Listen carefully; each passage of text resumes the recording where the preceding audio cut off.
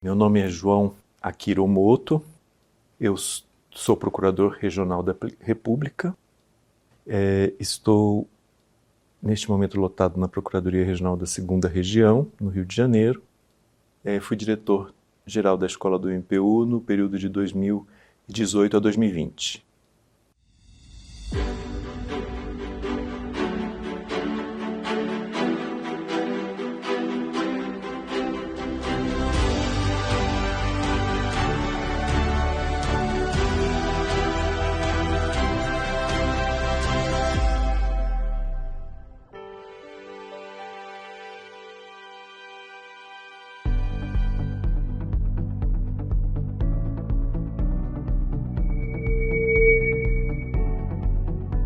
Eu tomei posse no Ministério Público Federal em 10 de dezembro de 1999. Eu sempre brinco que o dia 10 de dezembro é o Dia Internacional dos Direitos Humanos. E são os direitos humanos que marcam a minha trajetória nessa instituição de quase 26 anos.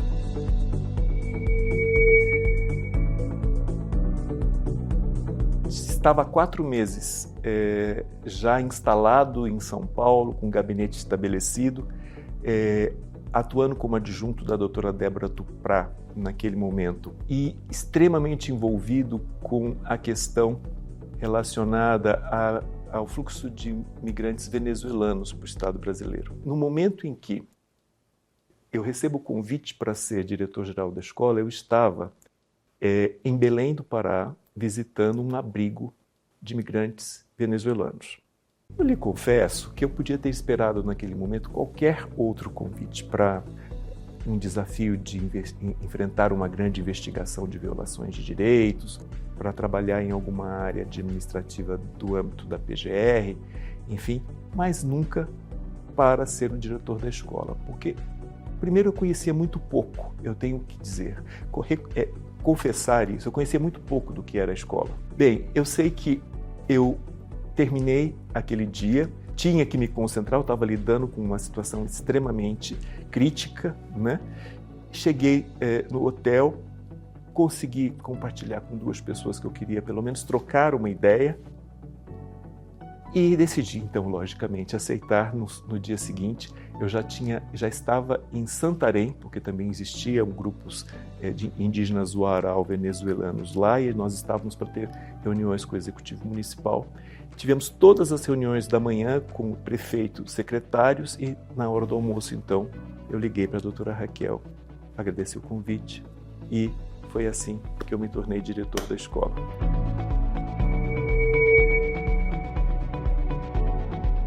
Quando eu assumi a direção da escola do MPU, a doutora Raquel, naquela ligação que me fez, ela me dá 2 desafios, já de pronto. Ela me diz assim: olha, eu sou a primeira procuradora-geral da República a exercer um mandato inteiro. E uma das questões que são prioritárias para mim é a questão de trabalhar a perspectiva de gênero no âmbito do Ministério Público da União. E um dos seus trabalhos, uma das suas missões, é desenvolver algo nessa perspectiva no que diz respeito à parte acadêmica de ensino e de formação dos nossos quadros. E a outra é a retomada da construção do prédio da sede da Escola do MPU em Brasília, que se encontra paralisada. Naquele período em que passou entre o momento em que ela me convida, eu passo ainda mais de 10 dias em campo e chego e passo alguns dias em Brasília, e nesse período eu pude conversar com muitas pessoas e me informar, primeiro sobre a situação relacionada à obra e do que seria necessário para retomá-la e entender um pouco dessa perspectiva de desigualdade de gênero que estrutura a nossa sociedade e de que forma isso afetava o Ministério Público de uma maneira geral. Mas também, principalmente, pude perceber da enorme falta de dados e informações que nós tínhamos. Ou seja, nós deveríamos começar esse trabalho levantando informações, especialmente do MPU e do MPF, para saber como os ramos tratam esta questão e de que maneira que estão distribuídos os cargos, o exercício do poder nas nossas instituições, assim como a escola tratava isso, de que maneira a escola tinha sua participação distribuída, se tinha uma participação efetiva de mulheres, se não tinha, o porquê não tinha, e também de que forma que nós poderíamos trabalhar com isso para reduzir essas desigualdades, né? Entendendo, por exemplo, entre os professores, os capacitadores, existia uma proporcionalidade entre homens e mulheres, enfim, e de que forma que nós podíamos então trabalhar isso. E nessas conversas todas, uma das minhas principais interlocutoras e uma pessoa com quem eu tive a honra de trabalhar por muitos anos no Ministério Público Federal foi a doutora Ela Vieco, que já vinha trabalhando com essa temática no âmbito do Ministério Público Federal, da PGR, presidia a comissão que existia na PGR, e eu disse a ela, eu preciso muito da sua ajuda e eu gostaria de convidá-la para presidir então uma comissão de gênero e raça no âmbito da escola do MPU, com o objetivo então de fazer esse diagnóstico e de nos propor um plano, desenvolver um plano de ação para a escola. E ela imediatamente aceitou, e o meu primeiro ato como diretor-geral foi então criar esta comissão e nomear ela como a sua presidente, né? Bem, esse trabalho teve frutos incríveis. Eu acho que o projeto de igualdade e perspectiva de gênero e raça da Escola Superior do MPU, ele tem um legado, ele deixa um legado para o sistema de justiça brasileiro, para o Ministério Público. De fato, doutora Raquel, com essa perspectiva, nos impulsiona a colocar este assunto na agenda do sistema de justiça brasileiro. A gente realiza, pouco tempo depois, a primeira conferência de procuradoras da República.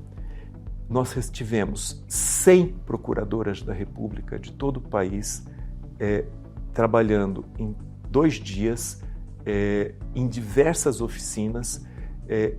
A gente desenvolveu toda uma metodologia de trabalho para essas oficinas, em que essas procuradoras eram as protagonistas do trabalho.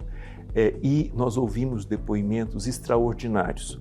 Primeiro, do que é a desigualdade estrutural de gênero nas instituições brasileiras. Quando você pensa que mulheres, no exercício do poder, como membros de um Ministério Público, procuradoras da República, passam por situações de violência de gênero, como escutamos no decorrer desse trabalho, é algo chocante, né? E muitas mulheres também neste contexto, muitas procuradoras, começaram a se dar conta de que haviam sido vítimas de violência de gênero sem nunca ter percebido. Tamanha é a questão estrutural disso, que não nos permite sequer, em muitos contextos, ter consciência do nosso lugar e de como determinados comportamentos são inadmissíveis. Então foi um dos trabalhos marcantes que, sem dúvida nenhuma, eu tenho muito orgulho de ter conduzido. Esse trabalho foi levado, toda a metodologia que desenvolvemos, ela foi replicada para todo o Ministério Público brasileiro.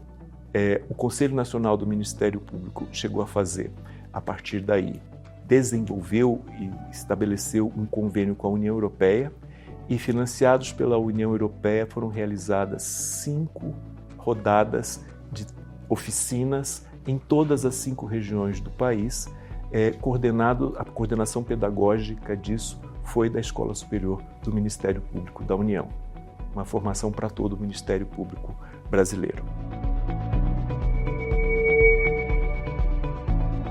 A segunda questão que ela me coloca, que foi a retomada da construção da sede da escola, foi também algo extremamente desafiador, né? Nós estamos falando de uma sede, um prédio, uma obra que havia sido iniciado há 10 anos naquele momento, já estava paralisada há quase 6 anos. O prédio vinha tendo uma manutenção básica, mas precisava de analisar aspectos quanto à rigidez da sua estrutura, para avaliar em que medida que nós poderíamos e havia condição de retomar a obra a partir daquela fundação que já existia. Então esse foi o nosso também desafio imediato. Na mesma semana que iniciamos o trabalho à frente da escola, já mobilizamos as equipes de engenharia do Ministério Público Federal, da PGR, juntamente com a equipe da escola. Passamos a essas avaliações e o desafio era, então, fazer essa avaliação, promover uma atualização do projeto, porque era um projeto que precisava ser atualizado, orçado para poder ser licitado, fazer a licitação, contratar, iniciar, construir, mobiliar, ocupar, né? Fazer efetivamente a mudança. O que parecia uma insanidade, mas nós aceitamos o desafio, porque nós tínhamos 2 anos para fazer isso tudo. Além de tudo, nós tínhamos um outro desafio que parecia insuperável. O marco orçamentário era da Emenda Constitucional 95, que impunha à administração pública enormes restrições, né? Nós tínhamos muita dificuldade em pensar como é que seria a continuidade, porque nós tínhamos um orçamento garantido para este ano, com possibilidades de contingenciamento. Mas não sabíamos se teríamos para um ano seguinte, porque o quadro era realmente muito dramático em termos orçamentários. Então, nós, quando fizemos a licitação, tivemos muito cuidado para que conseguíssemos ter, de fato, uma empresa com capacidade técnica efetiva para realizar essa obra. E, de fato, tivemos bastante sorte neste sentido. Cada detalhe do que estava acontecendo ou não estava era acompanhado diretamente por mim e pelo Dr. Balazeiro, que era o adjunto. E isso foi, de fato, fundamental para esse processo. Contamos imediatamente com o engajamento de toda a equipe de servidores das áreas técnicas da PGR e da escola, que também acompanhavam fiscalização de contrato, aquela coisa toda. 1 ano depois, nós estávamos com este prédio pronto, este onde está hoje instalado, quer dizer, com tudo isso que foi pensado naquele momento. Esse estúdio que hoje nós gravamos foi pensado naquele momento para que funcionasse dessa forma, porque nós já tínhamos em mente naquele momento a necessidade de expandirem muito a questão do ensino à distância, e isso era período pré-pandêmico, né? Mas já vínhamos preparando a escola para esse processo, na perspectiva de que nós sabemos que temos uma instituição de caráter nacional, com uma enorme capilaridade e com custos muito elevados para trazer membros e servidores todo o tempo para atividades pedagógicas na sede da escola. Então a ideia era que, de fato, nós alcançássemos e fôssemos até os nossos quadros.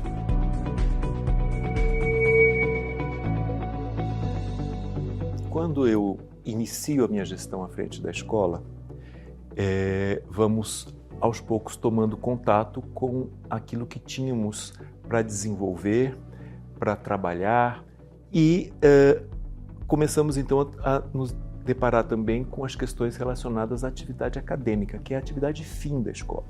Então precisávamos conhecer o que era feito, o que não era, que demandas existiam, como é que se dava o planejamento, enfim. E aí a equipe da Secretaria de Planejamento me diz que a gente teria, então, que na minha gestão, fazer a atualização e desenvolver um novo plano de desenvolvimento institucional, que era, então, uma exigência do MEC, do Ministério de Educação. E aí eu digo, bom, como é que funciona isso? Vou buscar o histórico do plano anterior. E a escola tinha sido credenciada no MEC havia muito pouco. Ela estava fazendo o seu segundo plano. Então, eu pergunto, e como é que a gente deve fazer isso? Quais são os requisitos e o que é que existe em termos de avaliações da parte acadêmica e pedagógica para que a gente possa discutir, pensar e ver de que formas vamos produzir isso. E existia, tanto do MEC, primeiro uma recomendação do MEC para que a escola desenvolvesse uma linha de pesquisa. A escola do MPU, como uma escola de governo, é uma escola de ensino superior. As escolas de ensino superior realizam pesquisa e nós não tínhamos uma linha de pesquisa estabelecida, com eixos e tudo mais. Então eu digo, mas e como é que a gente faz isso? Então reunimos, fizemos um convite a doutores dos 4 ramos, com vasta experiência acadêmica, e começamos o diálogo dessa maneira. O que é que precisamos e como vamos desenvolver uma linha de pesquisa? Que linha de pesquisa é essa? E depois de muitas reuniões de trabalho, então houve um consenso entre os 4 ramos do Ministério Público do MPU, por muitos dos seus doutores, que tínhamos então que trabalhar. Eu não me lembro exatamente o texto, mas era algo como o desenvolvimento de direitos fundamentais no âmbito do MPU, alguma coisa assim. O que dialogava diretamente com os 4 ramos e nos era comum, né? Era comum aos 4 ramos. Bem, isso era um ponto de partida, né? Primeiro, a gente tinha que trabalhar, começamos a fazer algumas reuniões para falar sobre o desenvolvimento de um conceito de missão da SMPU, do seu papel de diálogo com os 4 ramos e com toda a sociedade brasileira, e de que deveria trazer para dentro da sua essa possibilidade de um diálogo a partir de um pluralismo de ideias, né, e de participações. Isso passa a ser, então, o norte da nossa atuação. Como é que nós vamos trabalhar com a ideia de participação plural se nós não abrirmos para a participação naquilo que é a identidade da escola? O plano de desenvolvimento institucional, ele diz qual é a identidade daquela instituição de ensino, o que ela pretende fazer numa visão de médio prazo, né? Para poder, no final do período, fazer uma avaliação e dar continuidade ou corrigir rumos. E foi dessa maneira. Então nós começamos, foi um dos trabalhos mais interessantes, porque ao mesmo tempo em que nós construímos um prédio que daria um sentido de materialidade, nós construímos ideologicamente uma escola plural e democrática. Nós realizamos inúmeras oficinas com membros dos 4 ramos do Ministério Público da União, com representantes da academia. Nós recebemos aqui dentro para conversar pesquisadores, doutores de várias universidades brasileiras, em que conversamos sobre o que é que se espera de uma escola dentro do Ministério Público. De que maneira que nós podemos nos relacionar com a academia brasileira. Nós recebemos representantes de várias organizações da sociedade civil. Isso fisicamente. Isso tudo, quando a gente começa o processo de consulta pública para realizar o PDI, nós, então, mandamos para todo o país, para inúmeras instituições. Estou me lembrando que, inclusive, nós fizemos uma rodada de conversa com representantes de embaixadas. Exatamente, e de organismos internacionais. Então, todas essas pessoas foram ouvidas nesse processo. E tudo aquilo que veio de resposta foi incorporado e está registrado naquele que é o PDI, que nós encaminhamos, então, ao Ministério de Educação, ainda durante a minha gestão.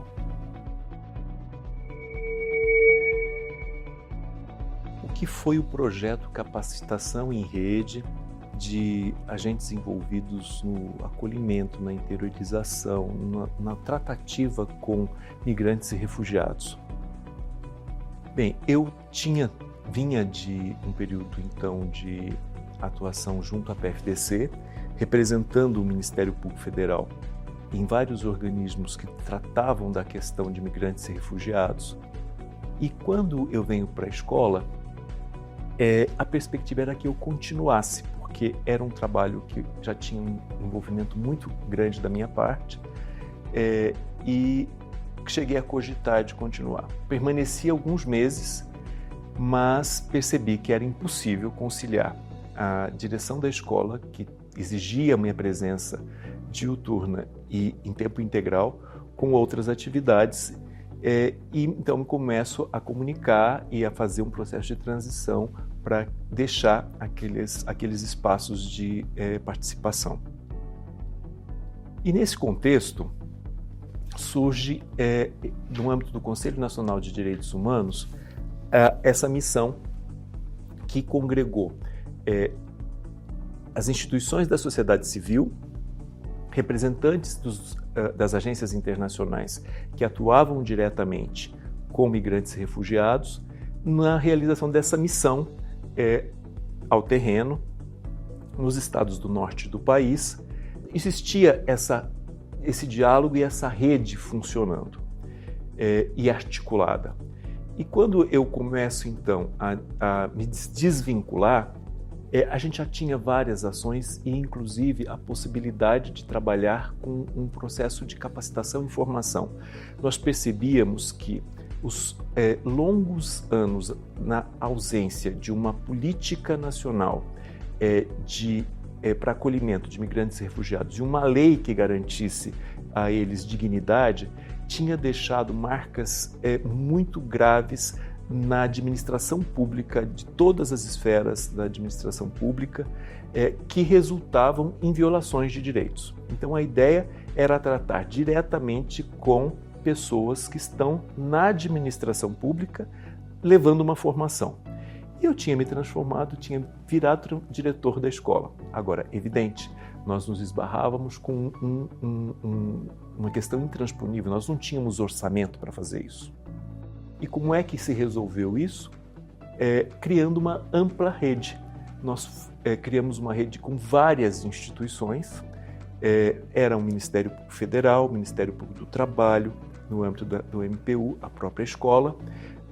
No âmbito da sociedade civil, tínhamos a Conectas Direitos Humanos, tínhamos a Missão Paz, tinha o Instituto de Migrações e Direito da irmã Rosita Milesi, tínhamos nas agências internacionais o Acnur, a OIM, que é a Organização para Migrações das Nações Unidas, UNFPA, que é o Fundo das Nações Unidas para Populações, Unicef, ou seja, tínhamos uma gama de instituições que tinham condições de cada uma se financiar e financiar participações nesse processo.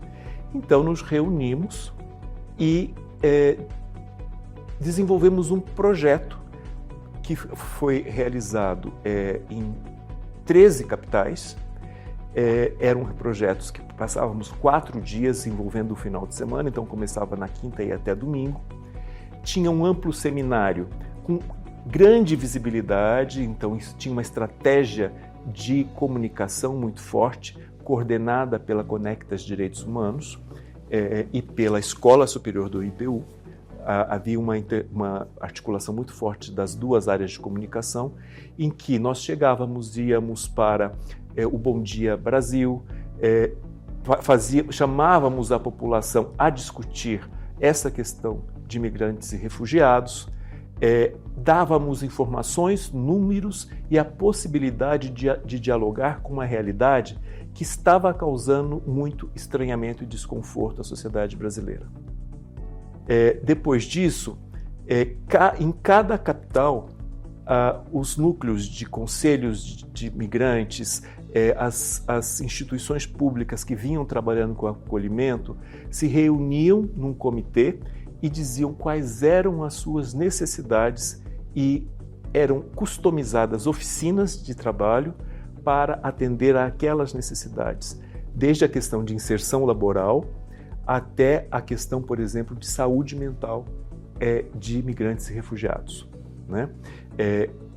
Teve lugar que nós chegamos a fazer 13, 15 oficinas diferentes para um público que trabalhava diretamente com aquelas temáticas e que era muito importante receber aquela formação. Ao final desse processo, nós fizemos uma publicação. Essa publicação ela traz um resumo disso tudo, eu me lembro, com declarações de cada uma das instituições e organizações que fizeram parte dessa rede. É um trabalho que eu acredito que tenha sido assim dos mais relevantes dentre os vários que fizemos aqui nos 2 anos que eu estive à frente da escola.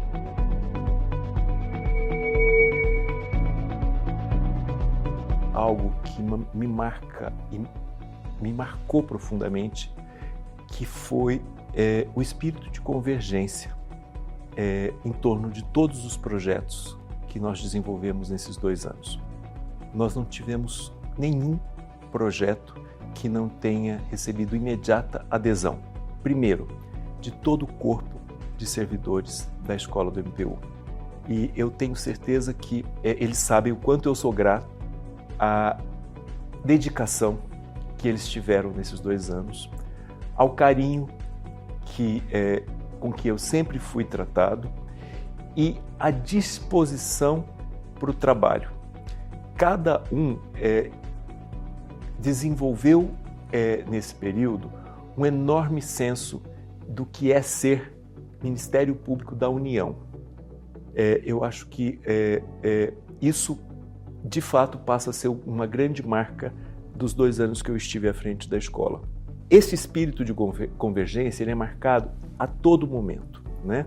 Nós tivemos, já no início da nossa gestão, um grande desafio, que era, já com essa visão de que tínhamos que abrir a escola e transformá-la de fato numa instituição de ensino superior com ensino, pesquisa e extensão, e nas atividades de extensão, nós estávamos no marco dos 30 anos da Constituição Federal, nós estamos falando de 2018, e então propusemos um plano, um projeto de atividades de extensão no tema de direitos fundamentais no marco da Constituição de 88. Isso era absolutamente inovador dentro da escola. A escola não estava preparada naquele momento para isso.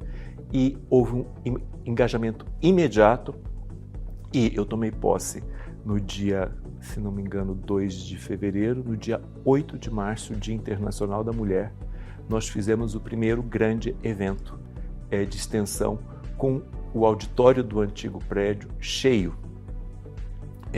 e com a doutora Raquel Dodge sentada ao centro da mesa, recebendo mulheres da sociedade civil para um diálogo sobre a questão de desigualdade de gênero, né? Isso foi seguido de todos os meses daquele ano um novo seminário com uma nova temática que dialogava diretamente com direitos fundamentais, democracia e Constituição. Outros momentos marcantes, eu posso me lembrar perfeitamente bem, primeiro, de cada reunião e do conjunto delas do Conselho de Administração da Escola do MPU. Ali se forjou, de fato, porque é ali que as decisões eram tomadas, aquilo que é o Ministério Público da União. Ali nós decidimos tudo aquilo que foi feito. Nada do que foi feito na minha administração foi feito por decisão minha, unipessoal. Absolutamente tudo foi decidido de forma colegiada. E os conselheiros dos 4 ramos compreenderam isso como ninguém, se engajaram na administração dessa escola e, junto comigo, conduziram esse processo nesses 2 anos. Então, cada reunião era um momento de confraternização do Ministério Público da União. Ali nós decidimos, por exemplo, criar um conselho de ensino que não existia. E esse conselho de ensino cria, então, a partir daquele momento, um conjunto de atividades comum aos 4 ramos do MPU. Porque até então nós tínhamos 4 escolas diferentes aqui dentro. E a partir dali nós unimos e colocamos os coordenadores de ensino para trabalharem em conjunto e definirem a programação, as atividades pedagógicas que tinham um interesse comum a partir daquela lógica de uma linha de pesquisa que trabalhava com os direitos fundamentais no âmbito do MPU. O maior desafio que me passa no momento em que eu sou convidado, antes inclusive de receber essa proposta e esses desafios da doutora Raquel com maior clareza, era olhar para trás e ver os grandes nomes que me sucediam na direção da escola. E pensar, eu estou assumindo a direção de uma escola por onde passou os maiores nomes desta instituição na direção. E eu preciso honrar isso.